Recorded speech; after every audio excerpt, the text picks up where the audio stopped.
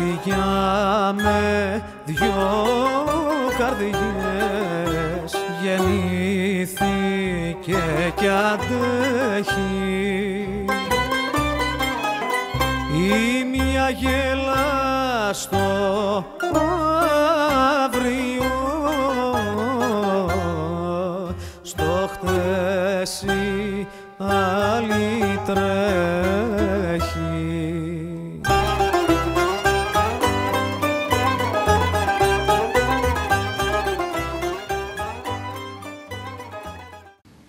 Γεια σας. Από τη σημερινή και τις επόμενες εκπομπές θα αρνηθούμε τη μέχρι τώρα θεματολογία που είχαμε στις εκπομπές μας και αφορούσαν οικονομία, περιβάλλον, γεωργικές επιχειρήσεις, εμπορικές επιχειρήσεις, και θα κατευθυνθούμε σε ένα άλλο τομέα, το οποίο έχει να κάνει περισσότερο με μια συναισθηματική κατεύθυνση. Θα μιλήσουμε από σήμερα και τις επόμενες εκπομπές για τις αλήτρωτες πατρίδες, για τις αλυσμόνητες πατρίδες, για αυτές που έμειναν πίσω και έφεραν τους γονείς μας και εμάς κατά συνέπεια από μια άλλη περιοχή στην Ελλάδα. Πώς ξεκίνησε για αυτό το θέμα? Είχα μιλήσει όταν τελείωνα την πρώτη περίοδο των εκπομπών της αειφορίας, στο τέλος της πρώτης περίοδου, που ήταν περίπου στις αρχές του Ιούλη. Είχα υποσχεθεί τότε ότι για ένα βιβλίο που είχα γράψει και αφορούσε τη ζωή του πατέρα μου, θα προσπαθήσω, μια και η διεύθυνση του σταθμού με έχει δώσει την έγκριση, να μιλήσω για αυτές τις πατρίδες, για τις εστίες των πατεράδων μας.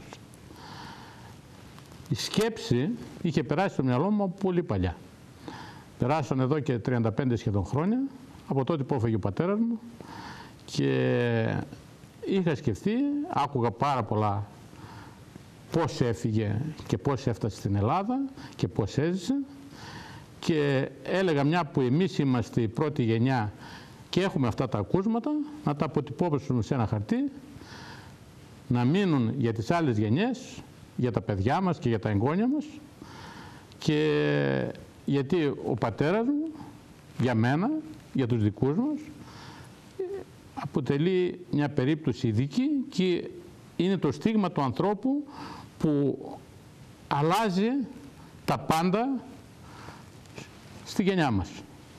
Δηλαδή ήταν άνθρωποι οι οποίοι βρισκόταν για πολλές χιλιάδες χρόνια σε άλλη περιοχή και σε αυτόν τη γενιά έτυχε δυστυχώς να την ξεριζώσουν και να βρεθούν σε άλλα χώματα, στη μητέρα πατρίδα όπως λέμε. Βέβαια, όταν έγραφα το βιβλίο είχα κατά νου τον πατέρα μου.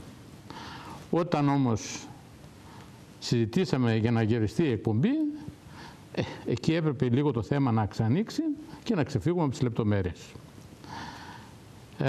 Η περίπτωση βέβαια του πατέρα μου και της μητέρας μου, αν θέλετε, δεν είναι οι μοναδικές, αλλά ήταν περιπτώσεις για μια ολόκληρη γενιά εκείνης της εποχής.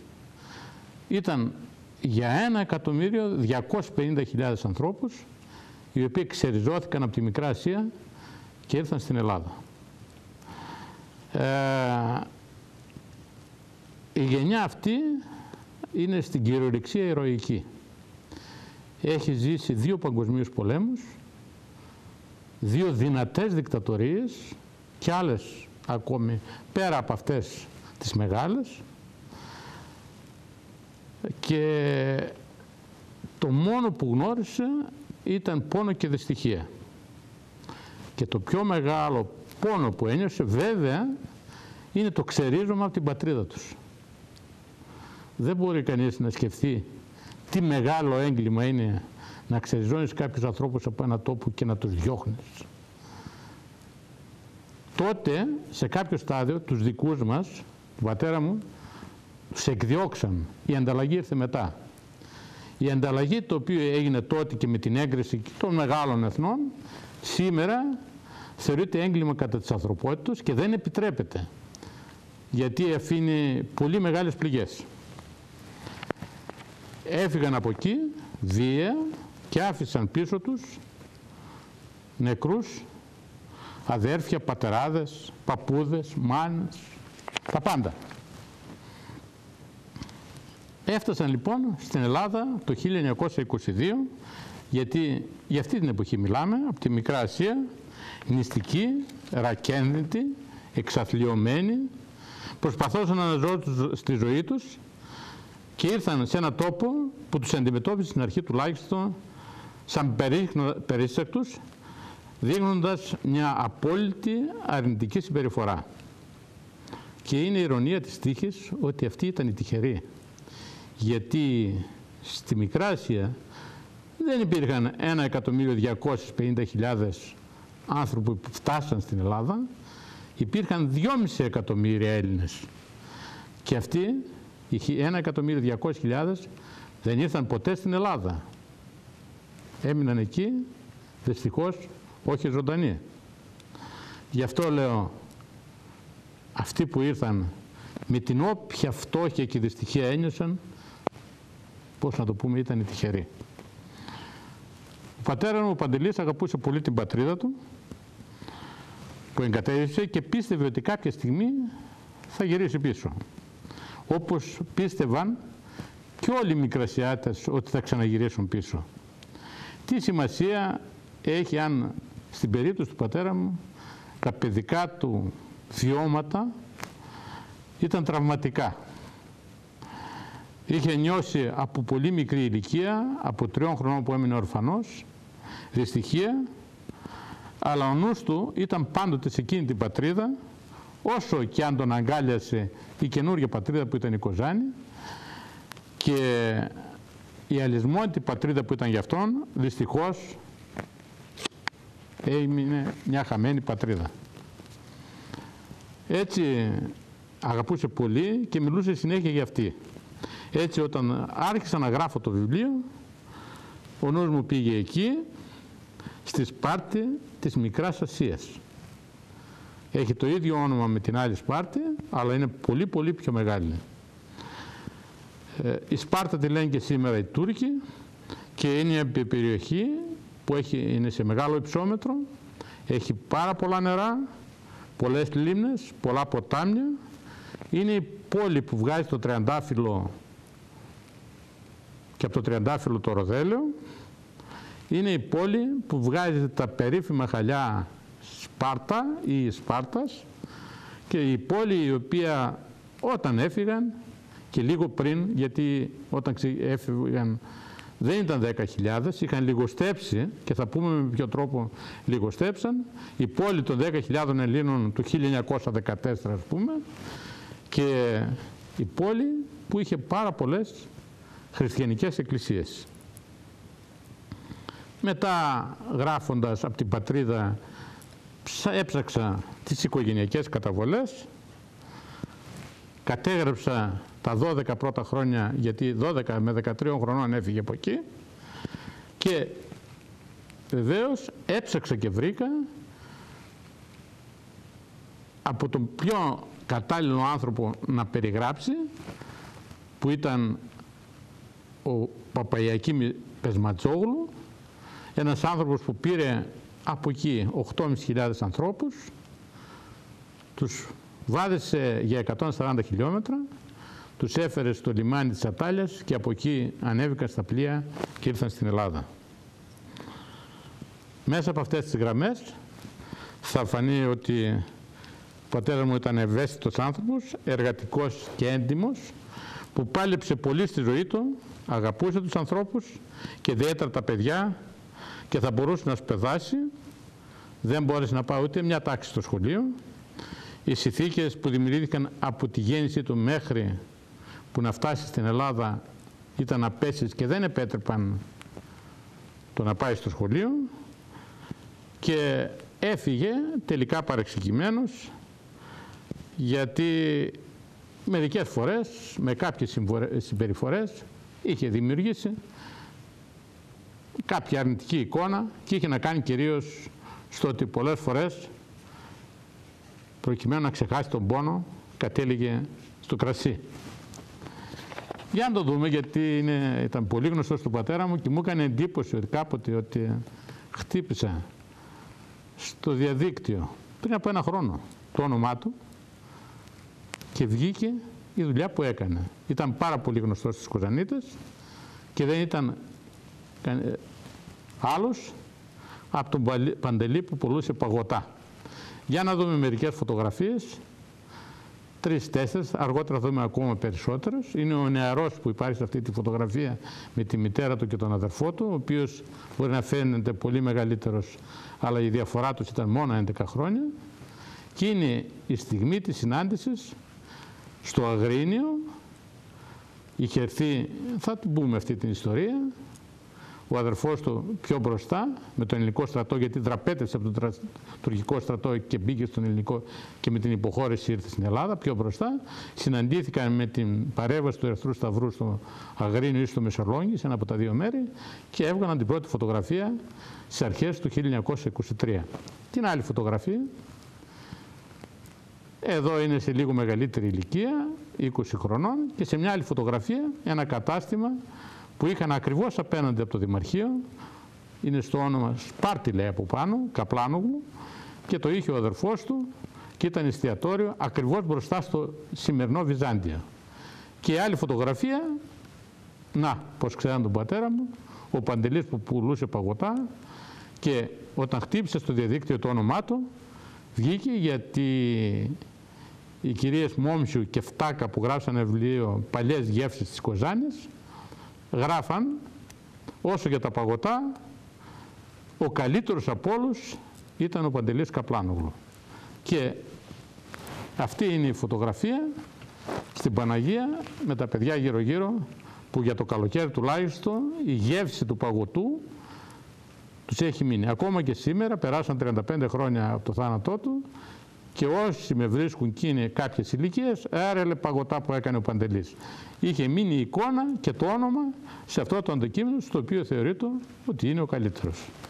Γιατί δεν υπήρχαν και πολλές ευκαιρίες κάποια χρόνια πριν με την αυθονία των γλυκών που υπάρχουν σήμερα, και τα παιδιά δεν ξέρουν τι να πρωτοφάνε.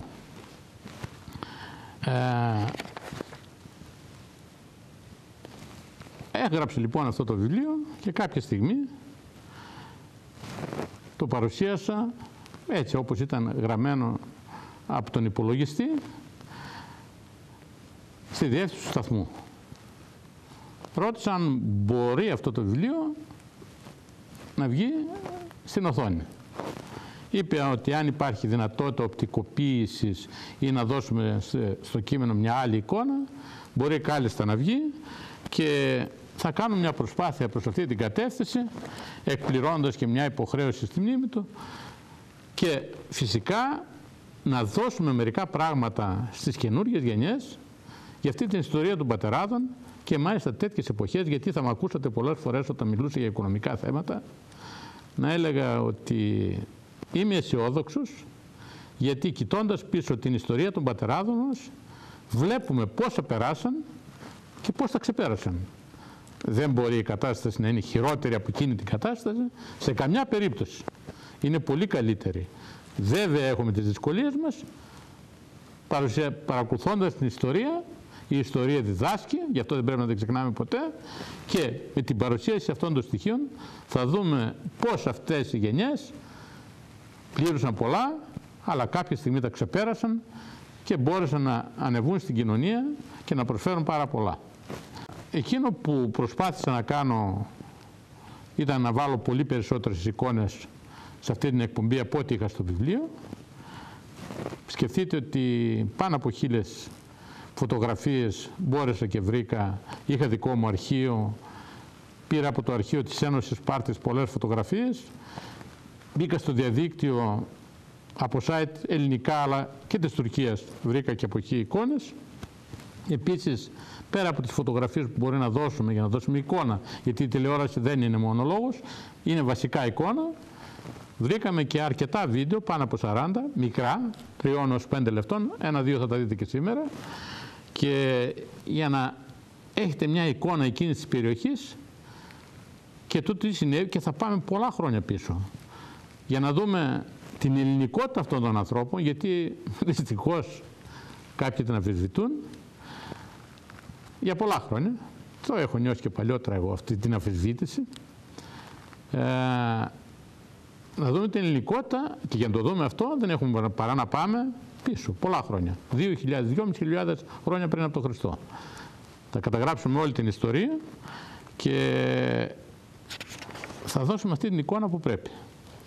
Πηγές για να γράψω το βιβλίο, πέρα από τις διηγήσεις που ατελείωτα βράδια τις έκανε ο πατέρας μου, ήταν και η καλή μνήμη της 90χρονης σήμερα μητέρας μου, ήταν οι διηγήσεις της γιαγιάς μου από το σόι της μητέρας μου, η οποία ήταν μια γυναίκα που πήγε 2 φορές εξορία σε ηλικία 16 και 17 χρονών να περπατάει χιλιόμετρα στα αμυλέ ταμπουρού, όπως τα λέγαν οι Τούρκοι, που με ένα σχέδιο που είχε δημιουργηθεί προσπαθούσαν να εξεντώσουν τον ελληνισμό, και περπατούσαν για χρόνια, που από αυτούς που πηγαίναν στις εξορίες συνήθως το 50% δεν επέστροφε πίσω.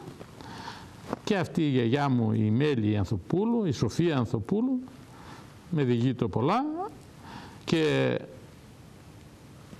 από εκεί και πέρα έχω καταφύγει σε πάρα πολλά βιβλία.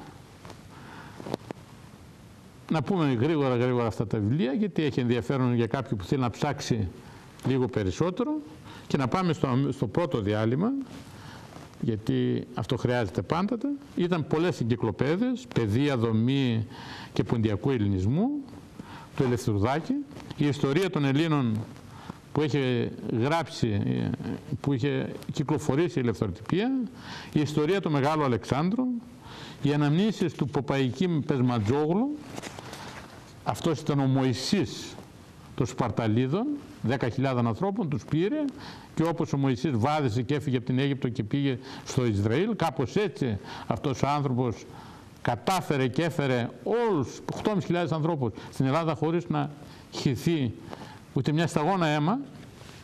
Ένα αρχείο εφημερίδων από τη Σπάρτη της Ανατολής, της Ένωσης Σπάρτης των Αθηνών, που είναι περίπου 29 τεύχη, οι πηγές λέμε.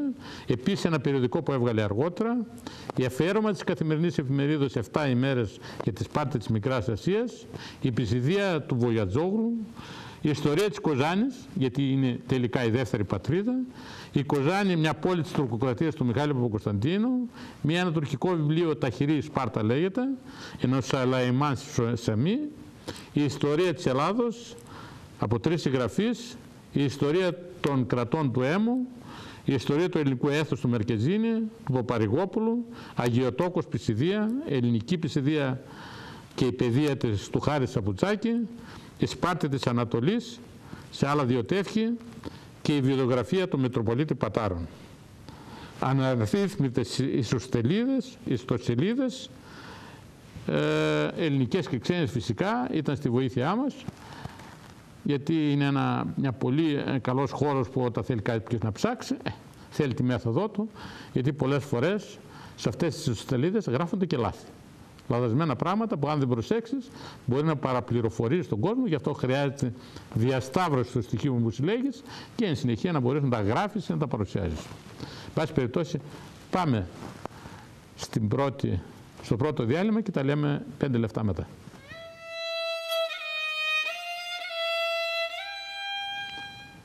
Εδώ είμαστε. Τελείωσε το πρώτο διάλειμμα. Σήμερα είναι η παρουσίαση της πρώτης εκπομπής για τις προγονικές αιστείες, μια εκπομπή που στηρίζεται σε ένα βιβλίο που έγραψα για την πατρίδα του πατέρα μου, και αμέσως τώρα, για να δείτε πώς θα ακολουθηθεί η σειρά των θεμάτων που θα παρουσιαστούν, γιατί δεν είναι μια βιογραφία, ουσιαστικώς είναι μια ιστορία για μια περιοχή, και επομένως θα ξεκινήσουμε να μιλήσουμε πρώτα για αυτή την περιοχή, για τις πόλεις και τα χωριά που υπήρχαν στην πατρίδα του. Αργότερα θα πούμε και για άλλες προγονικές αιστείες. Δεν θα μείνουμε μόνο στην περιοχή που ήταν η πατρίδα του, αλλά θα πάμε και σε άλλες περιοχές, ανάλογα με τους ανθρώπους στους οποίους ήρθε σε επαφή, που έπαιξαν σημαντικό ρόλο στη ζωή του και καταγόταν από κάποιες τέτοιες πατρίδες αλήτρωτες και αλυσμόνητες. Θα μιλήσουμε λοιπόν τώρα στην αρχή για τη Σπάρτη της Μικράς Ασίας, για τις πόλεις και και τα χωριά της περιοχής που έχουν ένα ειδικό ενδιαφέρον, γιατί σε αυτές κατοικούσαν Έλληνες, αλλά πιο μπροστά, αλλά θα περιγράψουμε αυτές τις περιοχές, αλλά αμέσως μετά θα αρχίσουμε και να μιλάμε για διάφορες αυτοκρατορίες που πέρασαν στη Μικρά Ασία και επηρέασαν τη ζωή, τη συμπεριφορά, τα ήθη και τα έθιμα, τις θρησκείες, τα πάντα στους κατοίκους της Μικράς Ασίας. Θα δούμε πώς και γιατί αυτή η περιοχή ήταν ελληνική. Θα μιλήσουμε για τις θρησκείες. Βέβαια παλιά ήταν οι 12 θεοί, οι ίδιοι ήταν και εκεί, με διαφορετικά ονόματα. Θα μιλήσουμε λοιπόν για τις θρησκείες, γιατί τελικά η θρησκεία έπαιξε πολύ μεγάλο ρόλο για την εκδίωξη κάποιων ανθρώπων από τη Μικρά Ασία. Γιατί αυτοί που διώχθηκαν ήταν αυτοί οι οποίοι είχαν ασπαστεί το χριστιανισμό και εξακολούθησαν να πιστεύουν σε αυτόν, αφού πέρασαν πάνω από 950 χρόνια κατάληψης σε ορισμένες περιοχές, γιατί μπορεί η Κωνσταντινούπολη να έπεσε το 1453, αλλά η περιοχή της Σπάρτης και να ήταν 400 χρόνια σκλαβιάς που λέμε για την Ελλάδα, αλλά εκεί δυστυχώς τα χρόνια ήταν πολύ περισσότερα, γιατί οι Σελτσούκοι Τούρκοι και η συνερχοί Οθωμανοί στην περιοχή ήταν από το 1079. Δηλαδή ήταν πάνω από 400 χρόνια επιπλέον από αυτά που ήταν η Ελλάδα, και από ό,τι ξέρουμε δυστυχώς εξακολουθούν να μην είναι περιοχές Ελλήνων. Θα μιλήσουμε για την ελληνική κοινότητα τη Σπάρτη και ειδικώς για την περίοδο 1800 έως 1910, και ο λόγος που το κάνουμε αυτό είναι γιατί τότε με ένα μεταρρυθμιστικό σύστημα που προσπάθησαν να εφαρμόσουν οι Σουλτάνοι, δόθηκαν κάποιες ελευθερίες με αποτέλεσμα να ανεβεί πάρα πολύ η παιδεία και η εκκλησία, να γίνουν πολλές εκκλησίες, να μαθαίνουν ελληνικά, να μιλάνε στα σχολεία ελληνικά κτλ. Και θα μιλήσουμε και για τα ήθη και τα έθιμα και θα δούμε πόσο ταυτίζονται με τα ελληνικά και για την αποσχόληση που είχαν οι Έλληνες της περιοχής για αυτή την περίοδο μέχρι το 1910. Γιατί σταματάμε στο 1910 και θα αρχίσουμε για αργότερα, είναι γιατί από τότε, μάλλον από το 1809, όταν αναλαμβάνουν ουσιαστικώς την εξουσία οι Νοέτουρκοι, έστω και αν υπάρχει ο Σουλτάνος, τα πράγματα για τους Έλληνες εκεί δεν είναι και ιδιαίτερα ευχάριστα, και μάλιστα μετά το 1912 που άρχισε ο πόλεμος ανάμεσα στην Ελλάδα και στην Τουρκία και εκεί πέρα έγινε η ζωή τους μαρτύριο. Θα μιλήσουμε το τι τραβούσαν από το 12 μέχρι το 1922 οι Έλληνες στη Μικρά Ασία, τι γεγονότα συνέβησαν στη Σπάρτη. Θα μιλήσουμε για άλλες δύο πόλεις σημαντικότατες που είχαν ιδιαίτερη σχέση με τη Σπάρτη, και ήταν η Σμύρνη και η Ατάλια. Η Σμύρνη ήταν η ελληνική Σμύρνη, γιατί ο πληθυσμός των Ελλήνων είναι πολύ μεγαλύτερος από τους Τούρκους. Αν θυμάμαι καλά το νούμερο, πρέπει να έχει 200.000 Έλληνες και 180.000 Τούρκους η Σμύρνη, και βέβαια και την Ατάλια, η οποία ήταν μια πόλη, σήμερα είναι σημαντικότατη για τον τουρισμό και την οικονομία της Τουρκίας. Ήταν μια πόλη που είχε 14.000 Έλληνες μέσα, οι οποίοι έφυγαν σε μια βραδιά, και τα σπίτια τους και η περιοχή τους σήμερα είναι το βασικό σημείο του τουρισμού για αυτή την περιοχή που θεωρείται η Ριβιέρα της Τουρκίας. Θα μιλήσουμε για τη ζωή του πατέρα μου και της οικογένειας του, βέβαια όχι με όσες λεπτομέρειες είχα στο βιβλίο. Το ξερίζωμα και το μεγάλο ταξίδι μέσα από τα νησιά και η κατάληξη στο Αγρίνιο και η συνεχεία στη Κοζάνη, και προσπαθώντας να ανακαλύψουμε τι ήταν αυτό που τελικά έφτεξε για αυτόν τον ξεριζωμό. Θα δούμε και τα πολιτικά γεγονότα και τους πολέμους που δημιουργήθηκαν και τον Πρώτο Παγκόσμιο Πόλεμο και τους Βαλκανικούς πολέμους. Θα συνδυάσουμε δηλαδή για να βρούμε την αιτία που οδήγησαν αυτούς τους ανθρώπους να φύγουν, να εκδιωχθούν από εκεί και να πάνε σε μια άλλη πατρίδα. Και αυτό το πράγμα έγινε και κάποιους άλλους Έλληνες, τονίζω την έκφραση, οι οποίοι είχαν ασπαστεί τη μουσουλμανική θρησκεία κάτω από πιέσεις, Είναι χαρακτηριστικό το παράδειγμα των Βαλαάδων του Βοήου, οι οποίοι όταν 400 χρόνια τους πιέζαν και κάποια στιγμή αναγκάστηκαν να αλλάξουν πίστη, αυτούς τους πήραν και τους έστειλαν εκεί, και σας πληροφορώ ότι οι Τούρκοι δεν τους συμπεριφέρονται ιδιαίτερα καλά. Στη Σπάρτη υπάρχουν από την περιοχή των Γρεβενών πολλοί, γιατί δεν τους θεωρούν δικούς τους. Και εν συνεχεία, μια που έγραψα για τη ζωή, καλά θα είναι να δούμε και τα διάφορα ιστορικά γεγονότα που συνέβησαν μέχρι το 1977 που έφυγε και πώς αυτά τα γεγονότα επέδρασαν πάνω στη ζωή τη δική του και πολλών άλλων Ελλήνων. Και βεβαίως θα πάμε και στην Τραπεζούντα, γιατί από εκεί ήταν η μητέρα μου, ήταν ο άνθρωπος που συνδέθηκε άμεσα με τον πατέρα μου, την Τραπεζούντα, την Αργυρούπολη. Θα μιλήσουμε για τα Πλάτανα, το Βατούμ που πάρα πολλοί Έλληνες κατέφυγαν εκεί προκειμένου να γλιτώσουν από τους Τούρκους, για να καταλήξουμε στην καινούργια πατρίδα στην Κοζάνη, και θα πούμε και για την ιστορία της Κοζάνης, γιατί μια πόλη που έχει μια ενδιαφέρουσα ιστορία και δημιουργήθηκε μετά την άλωση της Κωνσταντινούπολης σαν καταφύγιο για ανθρώπους που διωκόταν σε άλλες περιοχές και έψαχναν να βρουν ένα μέρος ψηλά κάπως απόμερο, να γλιτώσουν από τις διώξεις, και τελικά αυτή η πόλη κατόρθωσε να γράψει μια αξιόλογη ιστορία, είτε με το εμπορικό δαιμόνιο που υπήρχε, είτε τα γράμματα που ανακτήθηκαν στις περιοχές.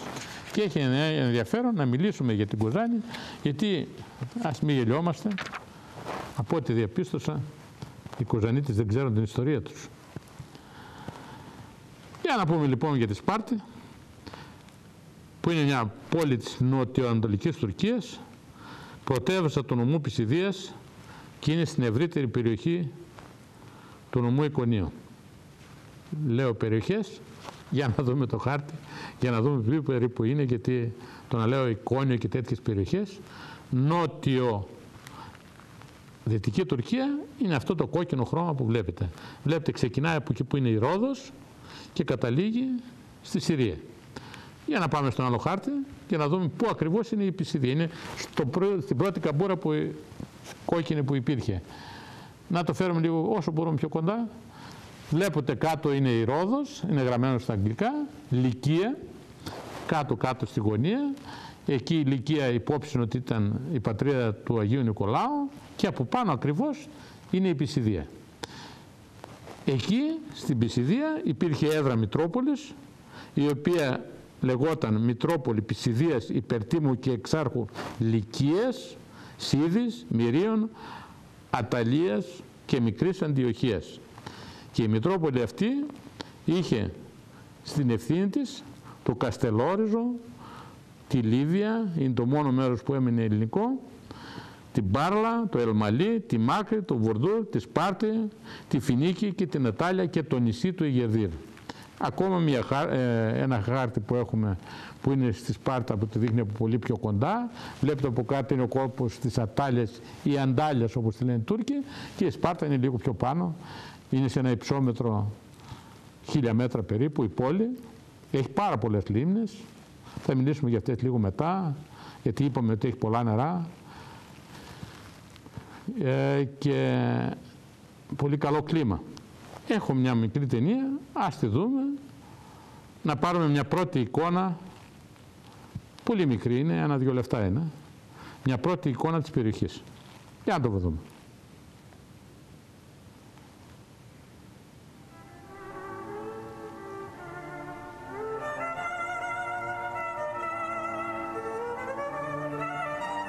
Η πόλη.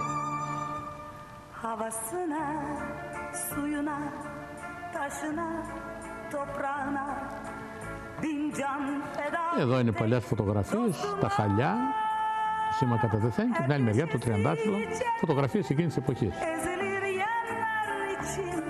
Ο Αργαλιός.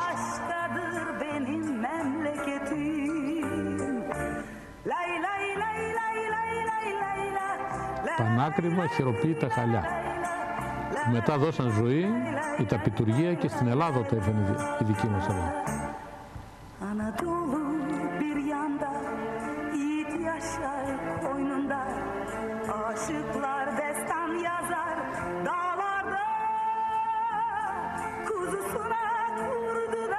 Είναι μια πόλη που στην απογραφή του 2010 είχε 222.000 κατοίκους. Τότε που φύγανε δικοί μας είχε 35.000. Έχει ένα πολύ καλό χιονοδρομικό κέντρο και αυτές τις παλιές φωτογραφίες είναι το Δημαρχείο. Η πάνω φωτογραφία είναι ένα εργοστάσιο χαλιών Ελλήνων, Δουρμούζοκλου αν δεν κάνω λάθος λεγόταν. Έχω αργότερα να σας δείξω τις φωτογραφίες. Και αυτός είναι ο Ντεμιρέλ, είναι η πατρίδα του.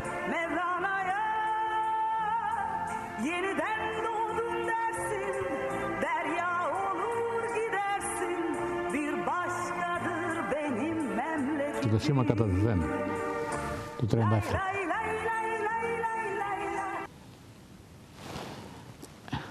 Ελπίζω ότι πήρατε μια γεύση της περιοχής. Θα σας δώσω αμέσως μετά και κάποιες φωτογραφίες από τη σύγχρονη Σπάρτη.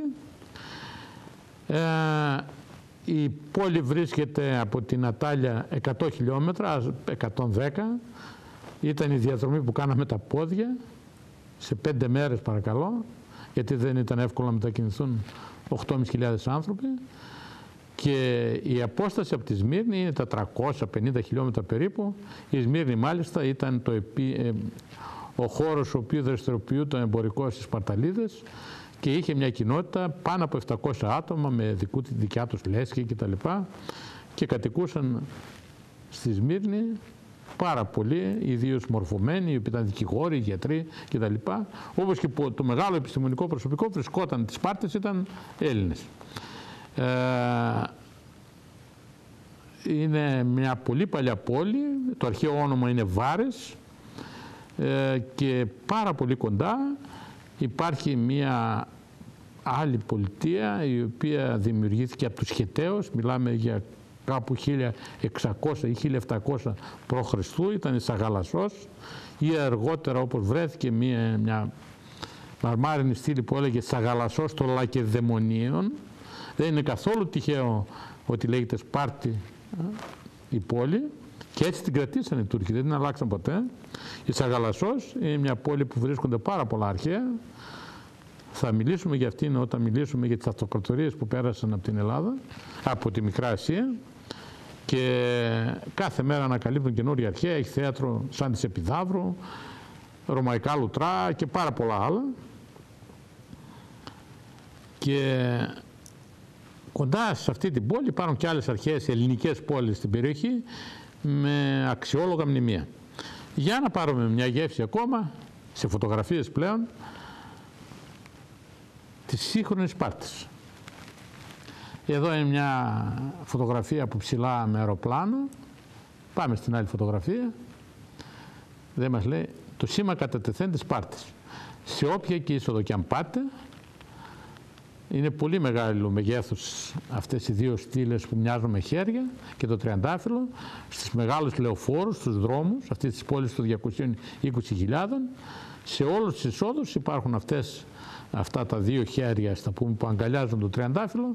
Στο κάτω-κάτω αυτό το τριαντάφυλλο τους δίνει πάρα πολλά λεφτά στην οικονομία τους και μια προσπάθεια που έγινε στην περιοχή μας, από εκεί ξεκίνησε, γιατί ο κύριος Καζαπίδης όταν ξεκίνησε να ασχοληθεί με το τριαντάφυλλο στη Σπάρτη της Μικράς Ασίας πήγε και έμεινε 5 μέρες να κλέψει κάποια μυστικά.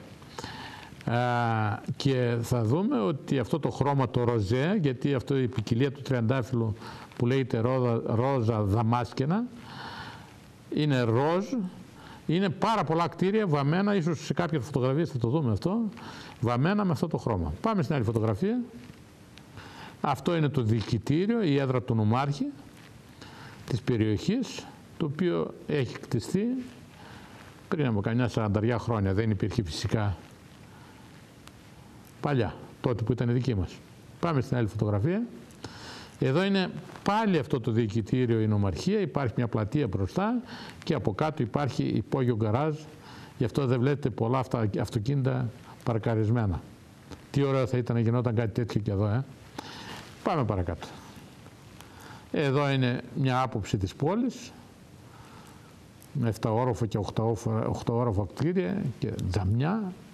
Υπάρχουν και ελληνικές εκκλησίες, θα τις δούμε λίγο αργότερα. Πάμε στην άλλη φωτογραφία. Το τριαντάφυλλο, μια φυτεία με αυτό το χαρακτηριστικό ροζ χρώμα. Την άλλη, αυτά τα προϊόντα του τριαντάφυλλου που δεν είναι μόνο το ροδέλιο, αλλά είναι το ροδόνερο, είναι λουκούμια, είναι από αυτό το πράγμα, κάποια άλλα καλλιτικά, είναι άλλα γλυκά από τα πέταλα του τριαντάφυλλου και γενικώς είναι ένα αντικείμενο το οποίο το έχουν μελετήσει πολύ, το έχουν δουλέψει πάρα πολύ και ήταν μια δουλειά που όπως και τα χαλιά είχε ξεκινήσει από Έλληνες. Αυτό είναι άλλο ένα χαλί, είδαμε προηγουμένως, βλέπετε το έντονο κόκκινο χρώμα και μάλιστα οι Έλληνες είχαν κάνει τα πρώτα σχέδια και δουλεύαν με χαρτί μιλιμετρέ και δεν πηγαίναν εμπειρικά να κατασκευάσουν τα χαλιά και κατόρθωσαν να το κάνουν τότε μεγάλη βιομηχανία στην περιοχή. Μάλιστα υπήρχε και μια Καρπέτ, κάπως έτσι, Φραντζέ Καρπέτ, λεγόταν μια εταιρεία γαλλική, η οποία πήγε και είχε κάνει εργοστάσιο για χαλιά εκεί. Να δούμε άλλη φωτογραφία αν έχουμε. Εδώ είναι δέρματα που είναι ένα άλλο αντικείμενο που ασχολούνται. Υπάρχουν και σήμερα, τα ταμπακαριά που λέγανε εδώ στην Κοζάνη. Και αυτό ήταν το όπιο, το οποίο βγαίνει το ναρκωτικό, το οποίο χρησιμοποιείται για λόγους φαρμακευτικούς. Βέβαια, είχε και τις παράπλευρες χρήσεις, αλλά δεν ξέρω κατά πόσο αυτό το αντικείμενο, γιατί ψάχνοντας δεν το είδα πολύ να είναι σε πρώτη γραμμή. Πολύ πιθανό να υπάρχει ακόμα η καλλιέργεια αυτή. Πάμε σε άλλη φωτογραφία, ξαναρχόμαστε εκεί που ήμασταν και επομένως για φωτογραφίες της Σπάρτης τελειώσαμε.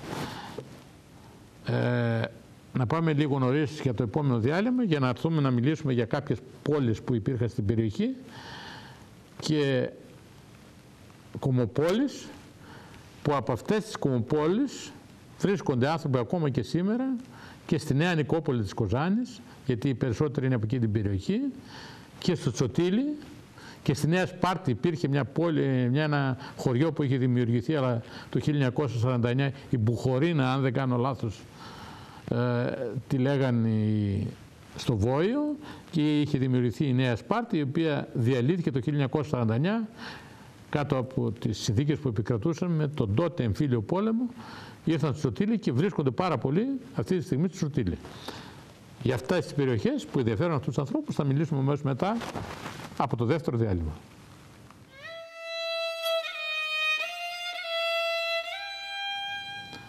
Τελείωσε και το δεύτερο διάλειμμα.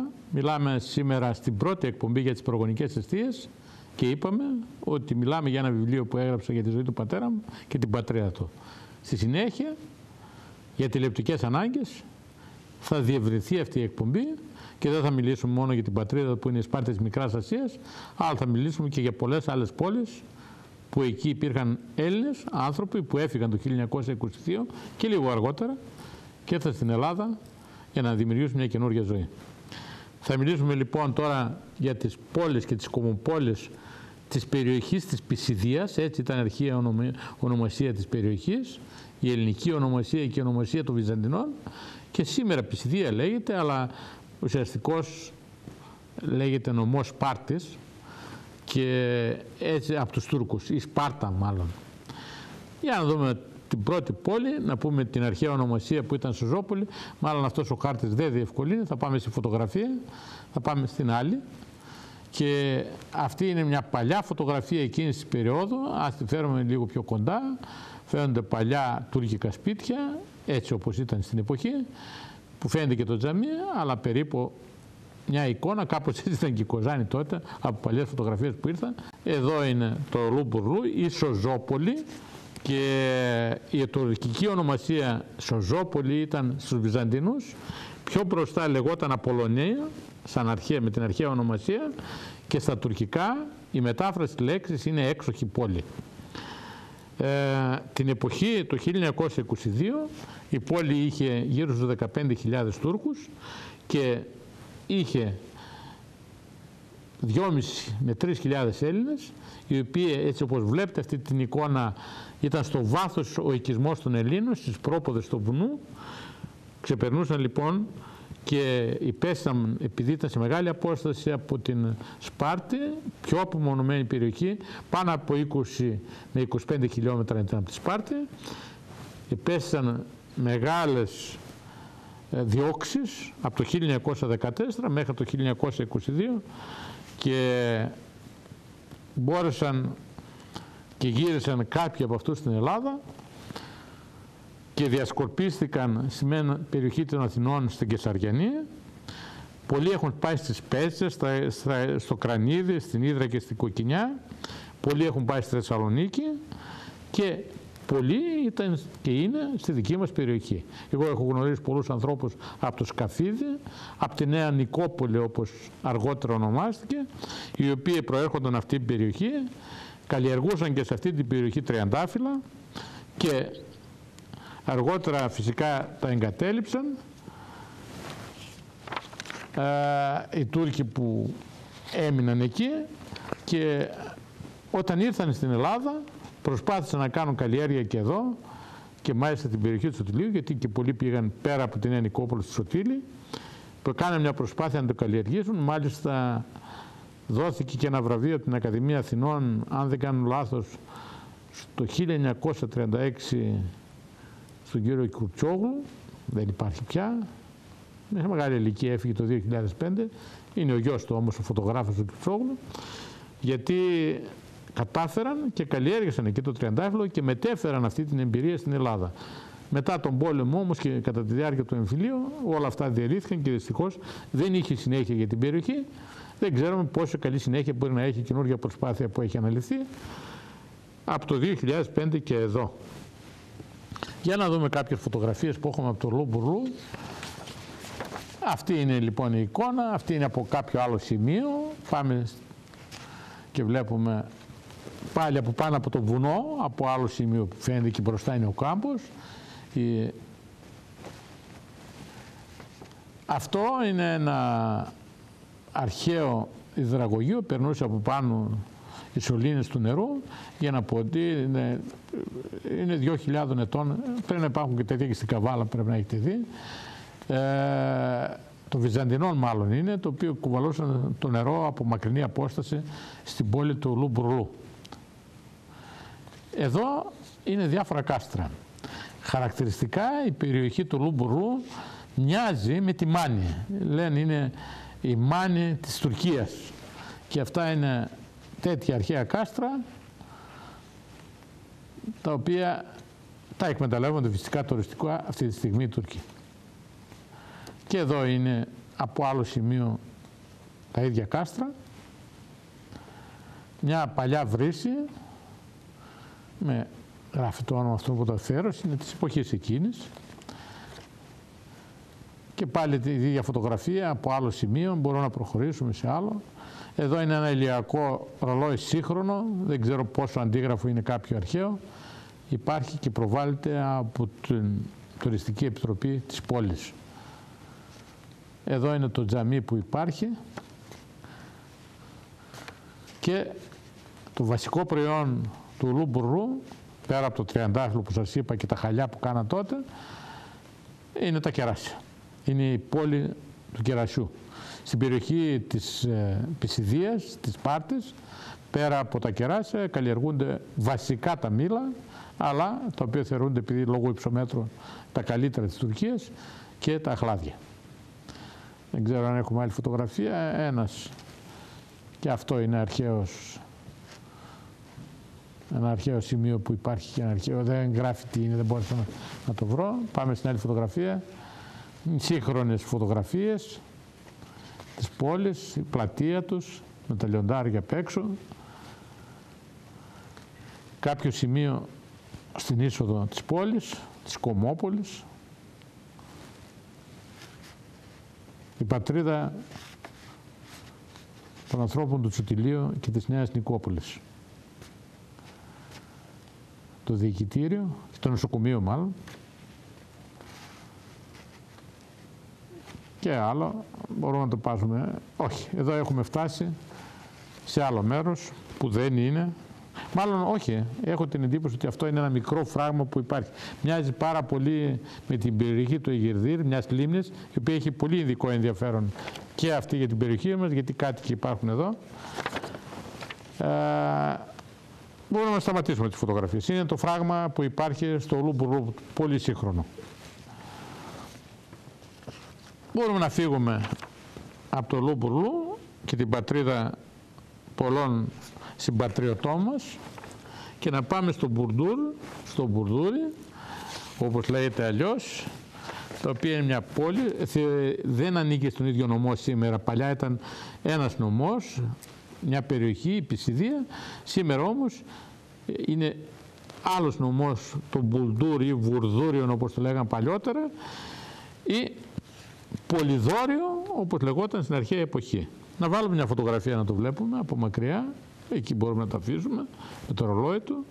Εκεί κατοικούσαν γύρω στους 4.000 Έλληνες το 1922. Η πόλη είχε 15.000, σήμερα έχει 70.000, έχει μεγαλώσει πάρα πολύ, και η κύρια αιτία του μεγαλώματός της, δεν κάνω μια λέξη την οποία ίσως και δεν στέκεται και σωστά, είναι ότι η πρόσβαση στην Ατάλεια είναι πολύ πιο άνετη από ό,τι είναι στη Σπάρτη. Η Ατάλεια είναι μια πόλη πλέον, ήταν τότε 40.000 κάτοικοι και σήμερα είναι 750.000, γιατί έχει αναπτυχθεί τρομερά ο τουρισμός της. Επειδή υπάρχει οδική πρόσβαση άνετη μέχρι το Μπουρντούρ, κατάρθωση, και εκεί κοντά στο Μπουρντούρ υπάρχει η λίμνη μπροστά, θα τη δούμε αμέσως μετά, υπάρχουν πολλά αρχαία και άλλα πράγματα στην περιοχή, άρχισε να αναπτύσσεται τρομερά και αυτή η πόλη. Είχε παλιά 3 ελληνικές εκκλησίες, τη Μεταμόρφωση του Σωτήρου, της Παναγιάς και του Αγίου Γεωργίου. Μάλιστα η Μεταμόρφωση θεωρείται μια από τις μεγαλύτερες εκκλησίες που υπήρχαν στη Μικρά Ασία. Υπήρχε αστική σχολή για την εκπαίδευση των Ελλήνων και 8τάξιο δημοτικό, και η παραγωγή που είχαν οι άνθρωποι σε εκείνη την περιοχή ήταν, και εκεί υπήρχε η καλλιέργεια του τριαντάφυλλου, η παραγωγή χαλιών, και ασχολούνταν πάρα πολύ με το εμπόριο. Η απόσταση από τη Σπάρτη δεν είναι μεγάλη, είναι μόνο 30 χιλιόμετρα, και οι σχέσεις ήταν ιδιαίτερα μεγάλες με τη Σπάρτη. Έχει ένα προϊστορικό παρελθόν και η παρουσία κατοίκων σε αυτή την περιοχή παραπέμπει στο 15.000 πριν από το Χριστό. Βρέθηκαν σχέδια πάνω σε βράχους, σε κάποια περιοχή που λέγεται Γιαβίλοβα.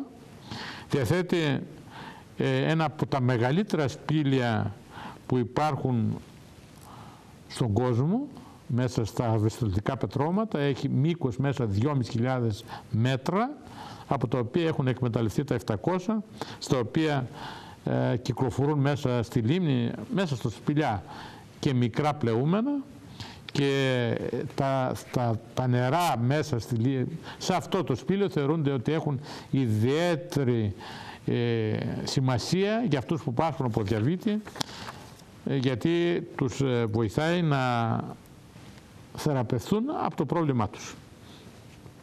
Όταν έφυγαν οι κάτοικοι, διαθέτει μια πολύ μεγάλη λίμνη και μια παραλία με 8 χιλιόμετρα. Υπόψη είναι ότι η λίμνη είναι αλμυρή, γιατί δημιουργήθηκε μετά από σεισμό. Οι κάτοικοι πήγαν κυρίως στη Νέα Ιωνία, και πάρα πολλοί από αυτούς πήγαν στην περιοχή της Έδεσσας με έναν περίφημο αρχηγό που είχαν τότε, τον Τζολοζίδη, και κυρίως πήγαιναν σε αυτές τις περιοχές που υπήρχαν νερά, γιατί ήθελαν να εκμεταλλευτούν την εμπειρία τους πάνω στη χαλιά, και πηγαίναν σε τέτοιες περιοχές να εγκαταστηθούν όταν ήρθαν από την πατρίδα. Για να δείξουμε αυτές τις φωτογραφίες που έχουμε εδώ. Προχωρούμε, είναι η ίδια φωτογραφία από άλλο σημείο. Η πόλη σε μεγαλύτερη και στο βάθος η λίμνη. Μια πλατεία. Ένα παλιό σπίτι, ακριβώς έτσι ήταν και τα ελληνικά. Ένα μεγάλο γήπεδο που υπάρχει κλειστό. Το τρένο και σπηλιές.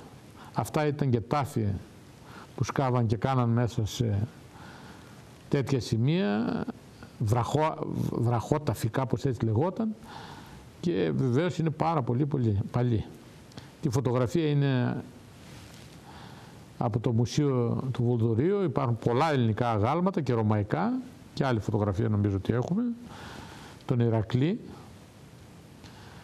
Μελκράθπρες, να το λέγανε οι Σπαρτιάτες, να είχε άλλο ονομασία, αλλά ήταν ο Ηρακλής. Με τους 12 άθλους και όλα αυτά τα οποία συμβαίνουν εδώ. Άλλη μια φωτογραφία, πάλι του Ηρακλή, και αυτή πρέπει να είναι μια νύφη από αυτές τις μούσες.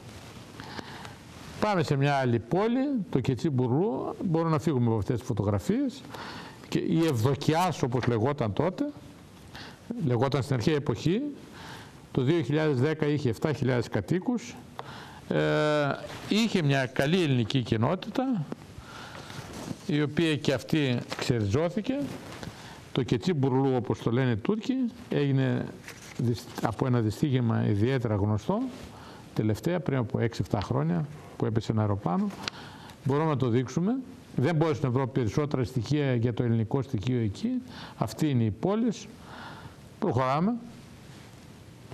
Να αλλάξουμε τις φωτογραφίες. Σύγχρονα τοπία φυσικά. Πλατεία. Αρχαίο άγαλμα. Παλιά φωτογραφία από το Keçίμπουρλου. Η Ευδοκιάδα. Μπαίνοντας στην είσοδο. Και εδώ τριαντάφυλλο, όπως είδατε και αλλού. Ήταν η περιοχή με τα τριαντάφυλλα. Ο κάμπος και τα δέντρα, γιατί έχει πολλά δέντρα. Άλλο σημείο, δεν ξέρω τι φωτογραφίες άλλο. Μπορούμε να προχωρήσουμε. Ένα χαρακτηριστικό σπίτι. Λέτε, θυμίζει κάποια σπίτια που υπάρχουν στη Βόρεια Ευρώπη. Τέτοιους χρωματισμούς που είναι εκεί. Φεύγουμε. Έχει μεγάλη κτηνοτροφία και είχε και τότε. Φράγμα και εδώ και κάποια σημεία. Και επαναρχόμαστε σε εκείνο και μπορούμε να φύγουμε και να σταματήσουμε εκεί και να πάμε σε μια άλλη πόλη, η οποία με τίποτα δεν πρέπει να την αφήσουμε. Είναι το Αιγυρδίρ, η Πρόστενα. Είναι μια περιοχή με πλούσια ιστορία και απίθανη φυσική ομορφιά. Μια πανέμορφη πόλη που λόγω της λίμνης που υπάρχει μπροστά αλλάζει χρώματα όλες τις ώρες της ημέρας και το 2010 οι κάτοικοι ήταν γύρω στις 20.000 και πολλαπλασιάζονται αυτοί γιατί έχει ένα τρομερό τουρισμό. Το γιατί έχει ένα τέτοιο τουρισμό, ας δείξουμε ένα-δυο φωτογραφίες για να καταλάβουμε την ομορφιά της περιοχής. Εδώ δείχνει ένα χάρτη, δεν μας εξυπηρετεί τίποτα, μπορούμε να προχωρήσουμε. Αυτή είναι η λίμνη και μέσα στη λίμνη υπάρχει παραλία, υπάρχει μια πόλη στη μια όχθη της λίμνης και υπήρχαν και 2 νησιά. Για να τα δούμε λιγάκι. Αυτή είναι η παλιά φωτογραφία και δεν είναι τόσο παλιά από την εποχή που ήταν δική μας. Μπορούμε να γυρίσουμε λιγάκι πίσω. Βλέπετε ότι γίνεται μια προσπάθεια και έχουν ρίξει χώματα για να ενώσουν τα νησιά. Ήταν 2 νησιά. Ήταν η όχθη που ήταν η πόλη η μεγάλη, που ήταν συγκεντρωμένο οι Τούρκοι, και υπήρχαν 2 άλλα νησιά. Το ένα το νησί λεγόταν νησί και από εκεί ήταν πάρα πολλοί Έλληνες. Κατοικούσαν 2.000 άτομα και το ενδιάμεσο νησάκι που υπήρχε ήταν ακατοίκητο. Δυστυχώς αυτό το νησί έχει μια πολύ τραγική ιστορία για τους Έλληνες του 1922 και πιο μπροστά από το 1919, όταν ο ελληνικός στρατός πήγε στη Σμύρνη και συνεχεία πήγε μέχρι το Αηδίνη, οι τσέτες άρχισαν να κυνηγούν και να σκοτώνουν τους Έλληνες και αυτοί προσπαθώντας να γλιτώσουν ήρθαν στην περιοχή της Σπάρτης. Μια μερίδα από αυτούς τους άφησαν μέσα στη Σπάρτη και τους προσέχαν και τους πήραν μέσα στα σπίτια τους, οι δικοί μας, οι Έλληνες, πάνω από 1.800 άτομα, και κάπου 15.000 τους βάλαν σε εκείνο το νησί χωρίς ιδιαίτερη φροντίδα, με αποτέλεσμα πάνω από 15 άτομα κάθε μέρα να πεθαίνουν. Και έτσι είναι μια τραγική ιστορία. Θα μιλήσουμε γιατί αναφέρεται σε αυτή την υπόθεση ο Μωυσής των Σπαρταλίδων, ο Ποπαϊκής Πεσματζόγλου, αναφέρεται σε αυτή την υπόθεση και αξίζει τον κόπο να μάθουμε τι ακριβώς έχει γίνει. Αυτή η πόλη, το Αιγυρδίρ, η οποία λεγόταν Πρόστενα, έχει δημιουργηθεί, υπήρχε κόσμος εκεί από το 2000 π.Χ. Ο βασιλιάς της Λιδίας Κρίσος το 560 έκτισε ένα φρούριο. Θα το δούμε λίγο αργότερα στις φωτογραφίες. Το οποίο η πόλη λεγόταν συνεχεία από τους Βυζαντινούς Ακροτήρι και η μετάφραση της λέξης Ακροτήρι στα τουρκικά είναι Αιγυρδίρ. Και είναι η πρώτη πολιτεία που έκτισαν οι Τούρκοι στην περιοχή. Σας είπα ότι ήταν 2.000 Έλληνες στο νησί. Αυτοί είχαν όλα τα καταστήματα και όλες τις βιομηχανίες της πόλης που ήταν απέναντι και ερχόταν από εκεί και δουλεύαν κάθε πρωί με τις βάρκες στο Αιγυρδίρ και ξαναγυρίζαν στον τόπο τους. Σήμερα αυτό έχει εκμεταλλευτεί τουριστικά, έχουν κρατήσει πολλά σπίτια και θα σας δείξω κάποιες φωτογραφίες. Υπάρχει και μια εκκλησία την οποία οι Τούρκοι την ονομάζουν Άγιο Στέφανο, αλλά από ό,τι έμαθα δεν ήταν η πραγματική ονομασία, ήταν Άγιοι Ανάργυροι, και αυτή την εκκλησία πήγε ο Πατριάρχης πριν από καμιά 7-8 χρόνια και λειτουργήσε για πρώτη φορά και την έχουν για τουριστικό εξωθέατο. Όλα ήταν ελληνικά εκεί, ασχολούνταν με το εμπόριο και βιομηχανία οι Έλληνες. Κάποιοι από αυτούς βρίσκονταν στο Σκαφίδι και ένα παλιό μεγάλο ζαχαροπλαστείο της Κοζάνης, το μεγαλύτερο ίσως, ανήκε σε κάτοικο αυτή της περιοχής. Πολύ πιθανόν και η δικιά μας καταγωγή να είναι από αυτό το νησί, και το λέω αυτό γιατί μια έρευνα που είχε κάνει ο αδερφός μου που είναι στη Θεσσαλονίκη, όποιον καπλάνο μου βρήκε στην Ελλάδα, η καταγωγή ήταν από το νησί του Αιγερδίρ. Γεσίλοβα, κάπως έτσι, Γεσίλαντά πρέπει να το λένε οι Τούρκοι τώρα, πράσινο νησί, και έχει επομένως μία εκκλησία ήταν ο Άγιος Στέφανος και μία ήταν η Άγιοι Ανάργυροι. Αυτό που σήμερα λένε οι Τούρκοι Άγιο Στέφανο ήταν Άγιοι Ανάργυροι, και υπήρχαν και άλλα παρεκκλήσια, ήταν του 12ου αιώνα οι εκκλησίες, πάρα πολύ παλιές, υπήρχε δημοτικό, μεγάλη δραστηριότητα, ζούσαν και με τα χαλιά, αλλά συγχρόνως υπήρχε και εργοστάσιο που έπαιρνε τα ψάρια από αυτή τη λίμνη και τα έκανε παστά, και γενικώς όλη αυτή την οικονομία την ελέγχαν οι Έλληνες. Σήμερα σας είπα ότι το νησί έχει ξενοδοχεία, έχει εστιατόρια και γίνεται τουριστική εκμετάλλευση. Για να δούμε τις φωτογραφίες. Αυτό είναι όπως είναι σήμερα. Πάμε σε άλλη φωτογραφία. Την επόμενη. Εδώ είναι ακριβώς όπως ήταν το 1922. Βλέπετε τα νησάκια είναι εντελώς απομονωμένα και δεν υπάρχει σύνδεση μεταξύ τους. Αυτό είναι το κάστρο που ίδρυσε το 546 ο Κρίσος, αυτός που λένε Κρίσος είναι και έχει λεφτά γιατί ήταν πάρα πολύ πλούσιος, έκανε αυτό και υπάρχει, το ανανέωσαν κατά διάφορα διαστήματα και το διόρθωσαν και οι Βυζαντινοί και οι Τούρκοι, και υπάρχει και σήμερα. Αυτή η φωτογραφία την βρήκα σε ένα αρχείο ενός Αγγλικού Πανεπιστημίου από ένα περιηγητή. Είναι, θα δείτε και νομίζω ότι έχω και την καινούργια φωτογραφία όπως είναι σήμερα, του 1907. Όχι βέβαια δεν είναι αυτό το χειρό, αλλά αυτά είναι τα παλιά σπίτια που έχουν μείνει, κάποια ελληνικά που δεν τα εκμεταλλεύτηκαν τουριστικά οι Τούρκοι. Πήγαμε. Και εδώ ξύλινα σπίτια που ήταν κοντά στις όχθες. Αυτά είναι τα πέτρινα σπίτια που είναι στο νησί, στη νήσι του Αιγερδίρ. Εδώ είναι το λιμανάκι του νησιού. Αυτός είναι ο Άγιος Στέφανος όπως λένε οι Τούρκοι, αλλά όπως μου είπε ο πρόεδρος της Ένωσης της Σπάρτης από την Αθήνα, είναι οι Άγιοι Ανάργυροι. Και εδώ είναι ένα λιμανάκι πάλι από την άλλη μεριά στο νησί αυτό, τρομερό μέρος. Ένα σπίτι ελληνικό, μια φωτογραφία από πάνω και από μακριά, φαίνεται το Αιγερδίρ στις όχθες, πάλι στο νησί. Μια άλλη φωτογραφία, προχωράμε. Εδώ χιονισμένο το Αιγερδίρ, το ακροτήριο όπως το λέγαν παλιά οι Βυζαντινοί. Τα νερά που τρέχουν, σας είπα ότι είναι άφθονα και τα έχουν εκμεταλλευτεί σαν προορισμούς οι Τούρκοι. Την άλλη φωτογραφία, εδώ η παραλία του Αιγερδίρ από άλλη πλευρά.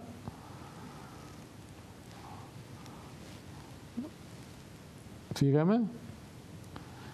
Εδώ το τρένο που περνάει από μια γέφυρα του Αιγερδίρ. Εκεί είναι και η κατάληξη της γραμμής, ήταν τουλάχιστον η κατάληξη γραμμής Μύρνης, Σπάρτης, Αιγερδίρ. Εκεί κατέληγε η γραμμή και εκεί σταματούσε, δεν πήγαινε πιο μέσα. Και ήταν μια γραμμή 450 χιλιόμετρων. Ένα τοπίο το οποίο είναι κλασικό για την περιοχή της Πισιδίας. Με λεύκες μεγάλες και τα λοιπά, νερά παγωμένα, γιατί οι θερμοκρασίες υπάρχει υψόμετρο, πέφτουν πολύ χαμηλά. Και πάλι ξαναγυρνάμε στο λιμανάκι, για να δούμε τι έχουμε άλλο. Το βουνό από μακριά, όχι, εδώ πάμε, έχει λίμνη. Οι φωτογραφίες ουσιαστικώς, να σταματήσουμε γιατί αρχίζουμε και... εδώ είναι σύγχρονη φωτογραφία του κάστρου. Και υπήρχε μια αιρετική σχολή για τους μουφτίδες, για τους Τούρκους που έγινε εκεί πέρα. Βλέπετε τα κοιονόκρανα, τα αρχαία τα οποία έχουν ενσωματωθεί στις κατασκευές των Τούρκων. Και αυτή είναι φωτογραφίες από το 1907. Ας σταματήσουμε, γιατί ίσως κουράζουμε με τόσες πολλές φωτογραφίες στον κόσμο και ο χρόνος δεν μας επιτρέπει να πούμε περισσότερα. Να πάμε σε μια ακόμα πολιτεία, 2, και θα σταματήσουμε, δεν θα προχωρήσουμε περισσότερο. Δεν ξέρω, μάλλον ο χρόνος δεν μας επιτρέψει. Εγώ θα έλεγα να σταματήσουμε για σήμερα. Στην επόμενη εκπομπή θα συνεχίσουμε να μιλήσουμε για άλλες 2 πόλεις που έχουν ιδιαίτερο ενδιαφέρον στην περιοχή της Πισιδίας. Το ένα είναι η Αντιόχεια, η μικρή Αντιόχεια όμως, όχι της Συρίας. Είναι η πόλη στην οποία πήγε ο Απόστολος Παύλος και ίδρυσε την πρώτη εκκλησία στη Μικρά Ασία το 64 μετά Χριστόν. Έχουν μείνει κάποια ερείπια από αυτή την εκκλησία. Υπήρχε πάνω από 500 Έλληνες το 1922. Θα μιλήσουμε επίσης για μια άλλη πόλη η οποία είχε πάρα πολλές εκκλησίες, μάλλον ήταν μικρή, δεν ήταν πόλη, ήταν κομμόπολη, η Μπάρλα, και οι κάτοικοι όλοι αυτοί έχουν φύγει από εκεί, διώχθηκαν πάρα πολλές φορές, υπήρχαν πολλές εκκλησίες και βρίσκονται στα Σέρας οι περισσότεροι από αυτούς, από την Μπάρλα, και βεβαίως θα δείξουμε κάποιες φωτογραφίες για 3 ενδιαφέρουσες λίμνες που έχουμε πέρα από τη λίμνη του Αιγυρδίρ. Για τις άλλες θα δώσουμε 2-3 φωτογραφίες από τη λίμνη και θα δείξουμε και κάποιες φωτογραφίες της παλιάς Σπάρτης εκείνης της εποχής. Και κλείνοντας αυτό το μέρος και τα προϊόντα που παράγονται στην περιοχή, θα πάμε ύστερα στην ιστορία της περιοχής από τα βάθη των αιώνων. Για σήμερα δεν ξέρω πόσο σας κούρασα, γιατί η εισαγωγή ενδεχόμενα δεν είχε και τόσο πολύ μεγάλο ενδιαφέρον, αλλά εν πάση περιπτώσει κάνει μια προσπάθεια. Την ψυχή μας θέλουμε να βάλουμε, να καταθέσουμε σήμερα εδώ για λόγους συναισθηματικούς. Θα μας συγχωρέσετε για οποιοδήποτε λάθη ξεκινήσουμε και κάνουμε, γιατί είναι έξω και από το γνωστικό μας αντικείμενο. Πάντως σας ευχαριστώ που παρακολουθήσατε για σήμερα. Γεια σας.